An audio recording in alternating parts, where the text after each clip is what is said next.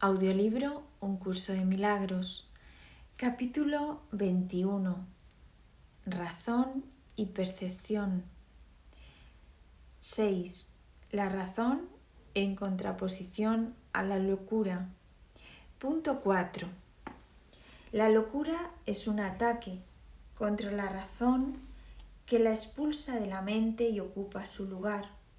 La razón no ataca, sino que calladamente ocupa el lugar de la locura y la reemplaza si los dementes deciden escucharla.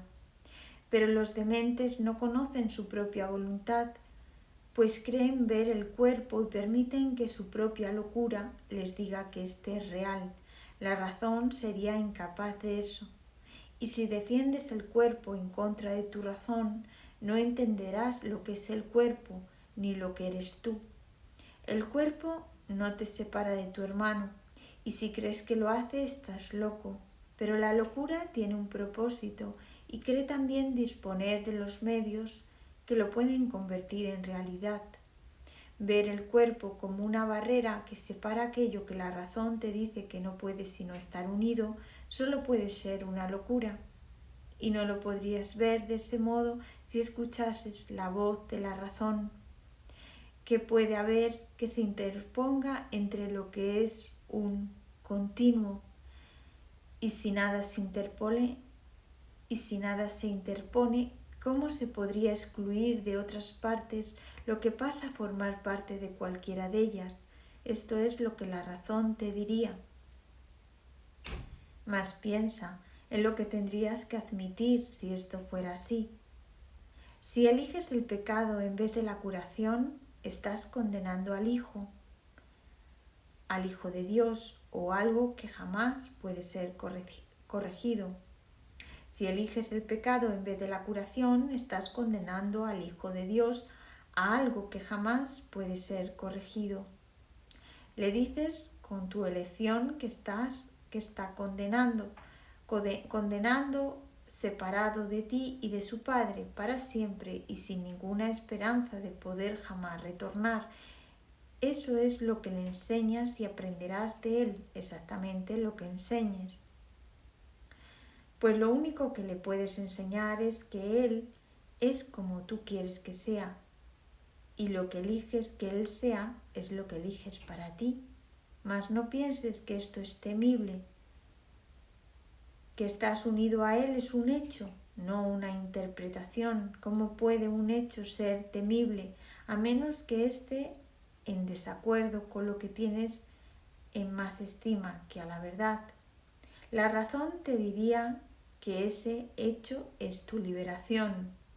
Ni tu hermano ni tú podéis ser atacados por separado, ni tampoco puede ninguno de vosotros aceptar un milagro sin que el otro no sea igualmente bendecido por él y curado del dolor. La razón, al igual que el amor, desea tranquilizarte y no es su intención infundirte temor. El poder de curar al Hijo de Dios se te concede porque Él no puede sino ser uno contigo. Tú eres responsable de cómo Él se ve a sí mismo. Y la razón te dice que se te ha concedido poder transformar su mente por completo, la cual es una contigo en solo un instante. Y cualquier instante sirve para llevar a cabo una completa corrección de todos sus errores y restituirle su plenitud. El instante en que elijas ser curado, en ese mismo instante se verá que Él se ha salvado completamente junto contigo. Se te ha dado la razón para que entiendas esto, que esto es así, pues la razón, que es tan benévola como la finalidad para que se emplea, te aleja constantemente de la locura y te conduce hacia el objetivo de la verdad, y ahí te desharás de la carga que supone negar la verdad, y esa es la carga que es temible, no la verdad. En el hecho de que tú y tu hermano estáis unidos reside vuestra salvación, el regalo del cielo, no el del miedo. ¿Consideras acaso que el cielo es una carga para ti? En la locura lo es. Sin embargo, lo que la locura ve tiene que ser disipado por la razón. La razón te asegura que el cielo es lo que quieres y lo único que quieres. Escucha a aquel que te habla con raciocinio y que pone tu razón en armonía con la suya. Resuélvete a dejar que la razón sea el medio por el que él te indique cómo dejar atrás la demencia. No te ocultes tras la demencia para escapar de la razón. Lo que la locura encubriría, el Espíritu Santo lo pone al descubierto para que todo el mundo lo contemple con júbilo. Tú eres el Salvador de tu hermano, él es el tuyo. A la razón le es muy grato hablar de esto. El amor le infundió amor a este plan benevolente, y lo que el amor planea es semejante a sí mismo en esto, al estar unido a ti. Él desea que aprendas lo que no puedes sino ser, y dado que eres uno con él, se te tiene que haber encomendado dar lo que él ha dado, y todavía sigue dando. Dedica, aunque solo sea un instante, a la grata aceptación de lo que se te ha encomendado darle a tu hermano y reconoce con él lo que se os ha dado a ambos. Dar no es más bendito que recibir, pero tampoco es menos. Al Hijo de Dios se le bendice siempre cual uno solo, y a medida que su gratitud llega hasta ti, que le bendijiste, la razón te dirá que es imposible que tú estés excluido de la bendición. La gratitud que Él te ofrece te recuerda las gracias que tu Padre te da por haberlo completado a Él. Y la razón te dice que sólo así puedes entender lo que tú no puedes sino ser. Tu Padre está tan cerca de ti como tu hermano. Sin embargo, ¿qué podría estar más cerca de ti que tu propio ser? El poder que ejerces sobre el Hijo de Dios no supone una amenaza para su realidad. Por el contrario, solo da testimonio de ella. Y si Él ya es libre, ¿dónde podría radicar su libertad sino en Él mismo? ¿Y quién podría encadenarle sino Él a sí mismo cuando se niega la libertad? De Dios nadie se burla, ni tampoco puede su Hijo ser aprisionado, salvo por su propio deseo. Y por su propio deseo es también como se libera. En eso radica su fuerza, no su debilidad. Él está a merced de sí mismo, y cuando elige ser misericordioso, en ese momento se libera. Mas cuando elige condenarse a sí mismo, se convierte en un prisionero que, encadenado, espera su propio perdón para poder liberarse. 7. La última pregunta que queda por contestar. ¿No te das cuenta de que todo tu sufrimiento procede de la extraña creencia de que eres impotente? Ser impotente es el precio del pecado. La impotencia es la condición que impone el pecado, el requisito que exige para que se pueda creer en él. Solo los impotentes podrían creer en el pecado. La enormidad no tiene atractivo excepto para los insignificantes, y solo los que primero creen ser insignificantes podrían sentirse atraídos por ella. Traicionar al Hijo de Dios es la defensa de los que no se identifican con Él, y tú o estás de su parte o contra Él, o lo amas o lo atacas, o prefieres su unidad o lo consideras fragmentado y destruido como consecuencia de tu ataque. Nadie cree que el Hijo de Dios sea impotente, y aquellos que se ven a sí mismos como impotentes deben creer que no son el Hijo de Dios, que podrían ser entonces sino su enemigo, y que podrían hacer sino envidiarle su poder y como consecuencia de su envidia volverse temerosos de dicho poder. Estos son los siniestros, los silenciosos y atemorizados, los que se encuentran solos e incomunicados, y los que temerosos del de que el poder del Hijo de Dios los aniquile de un golpe. Levantan su impotencia contra él, se unen al ejército de los impotentes para librar una guerra de venganza, amargura y rencor contra él, a fin de que se vuelva uno con ellos, y puesto que no saben que son uno con él, no saben a quién odian, son en verdad un ejército deplorable.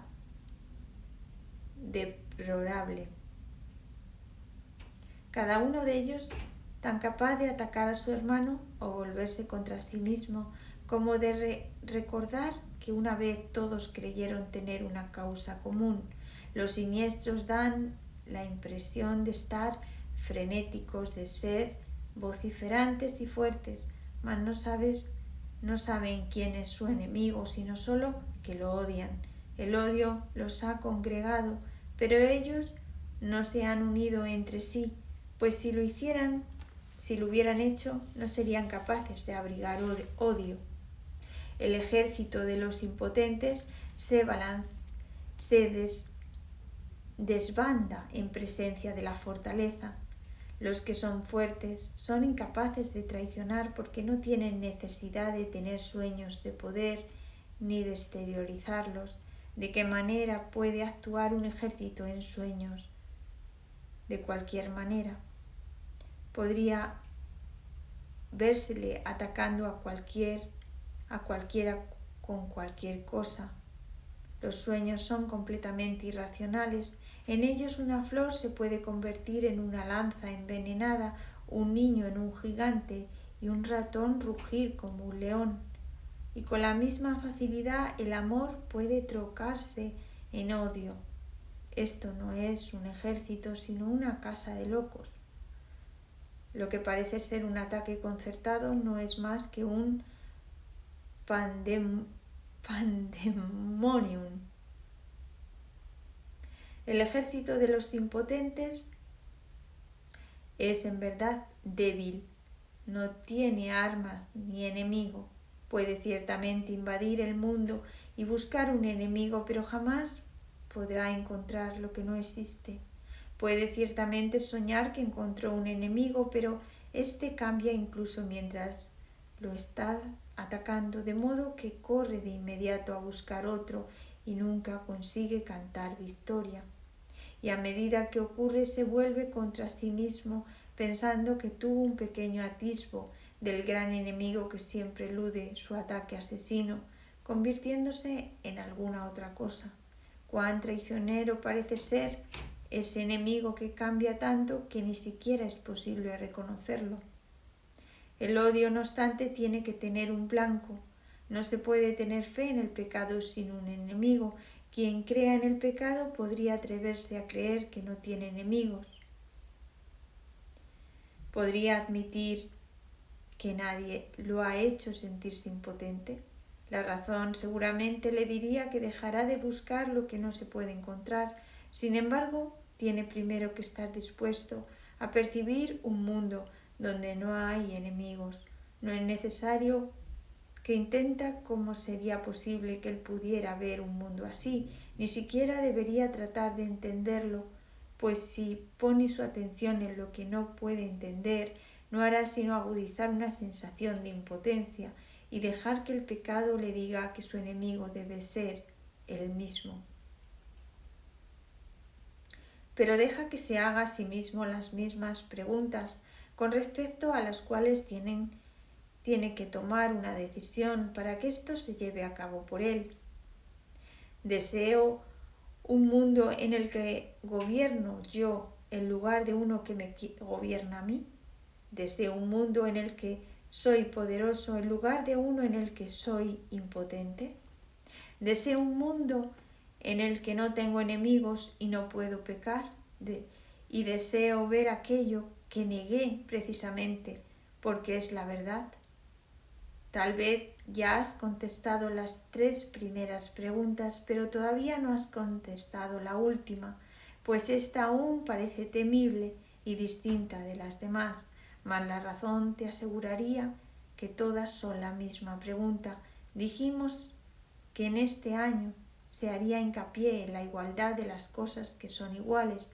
esta última pregunta, que es en verdad la última con respecto a la cual tienes que tomar una decisión, todavía parece encerrar una amenaza para ti que las otras ya no poseen.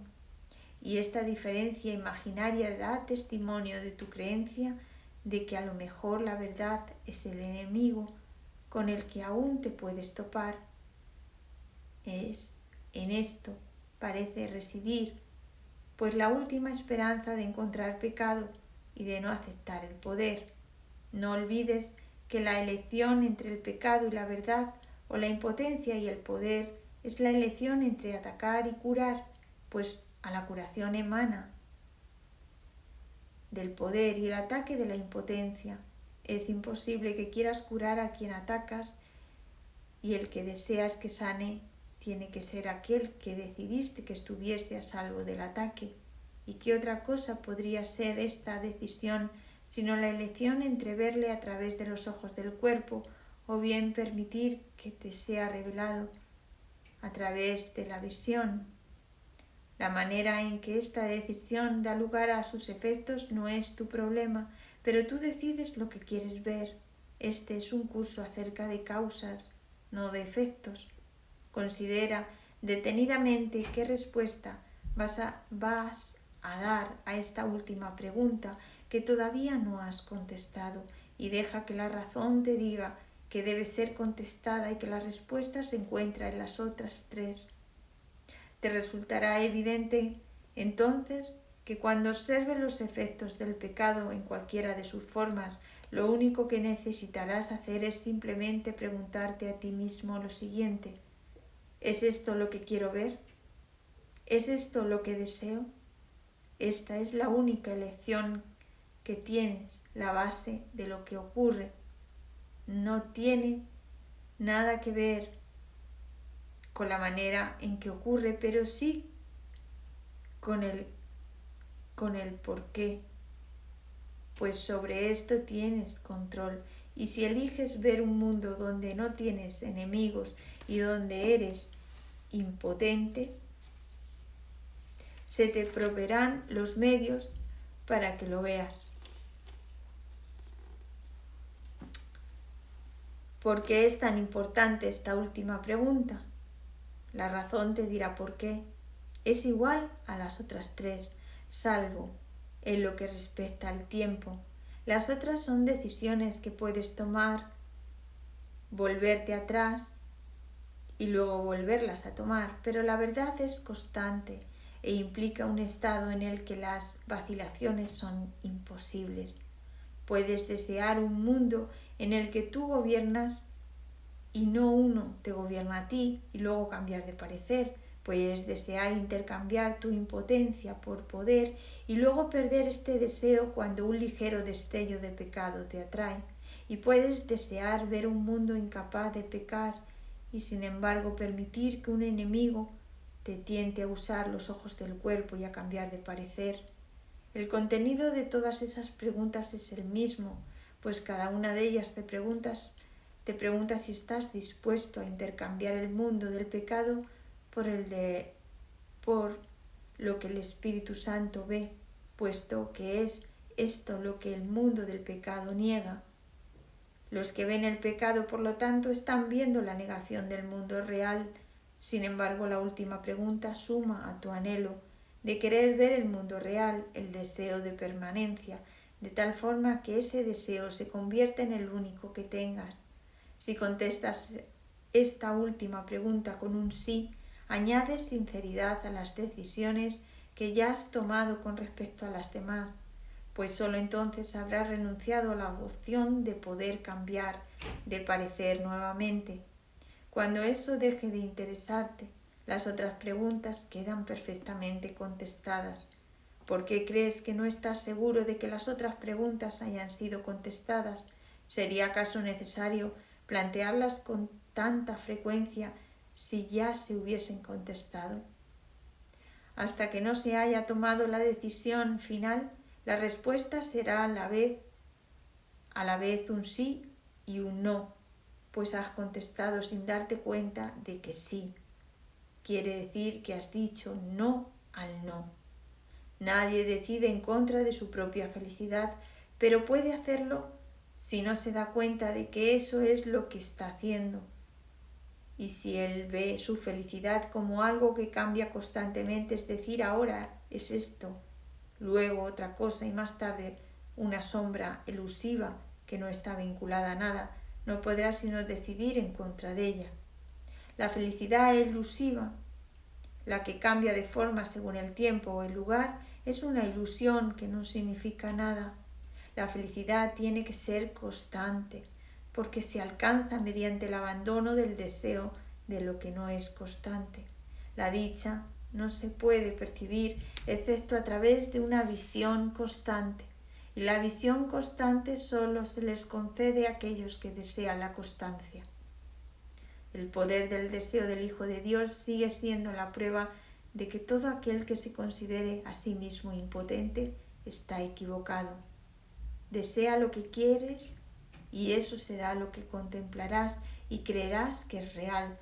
No hay un solo pensamiento que esté desprovisto del poder de liberar o de matar, ni ninguno que pueda abandonar la mente del pensador o dejarás de tener efectos sobre él. 8. El cambio interno. ¿Son entonces peligrosos los pensamientos? Para los cuerpos sí. Los pensamientos que parecen destruir son aquellos que le enseñan al pensador que él puede ser destruido y así muere por razón de lo que aprendió. Pasa de la vida a la muerte, la prueba final de que valoró lo efímero más que lo constante.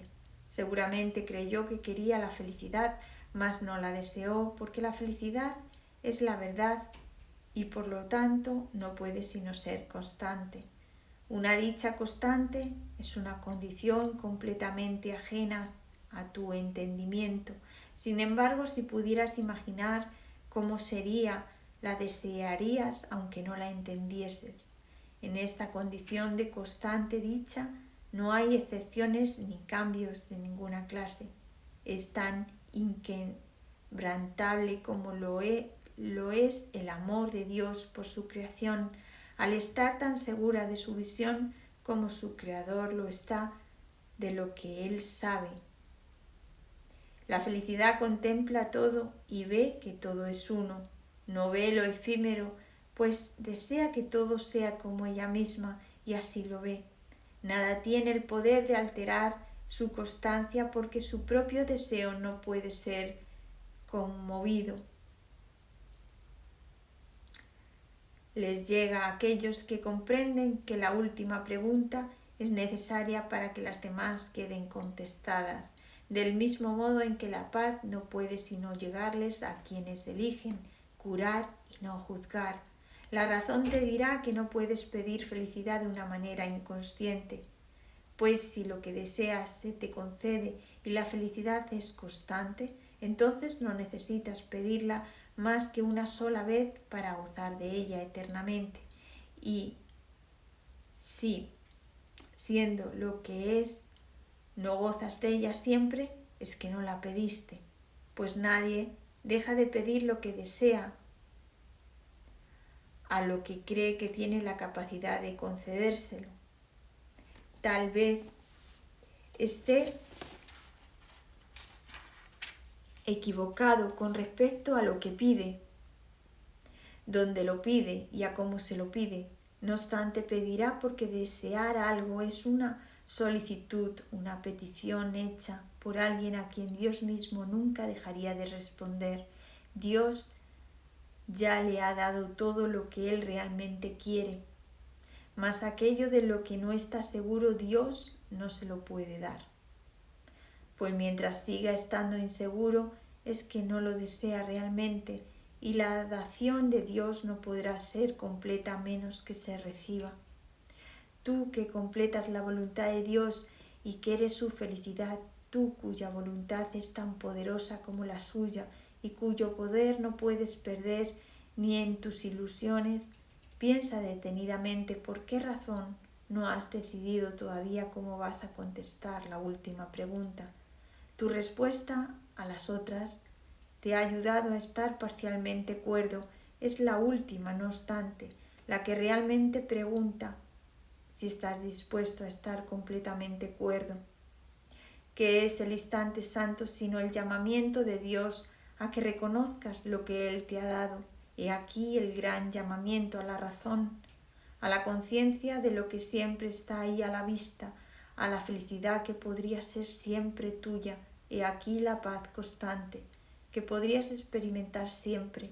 He aquí revelado ante ti lo que la negación ha negado, pues aquí la última pregunta ya está contestada y lo que pides concedido. Aquí el futuro es ahora, pues el tiempo es impotente ante tu deseo de lo que nunca ha de cambiar, pues has pedido que nada se interponga entre la santidad de tu relación y tu conciencia de esa santidad.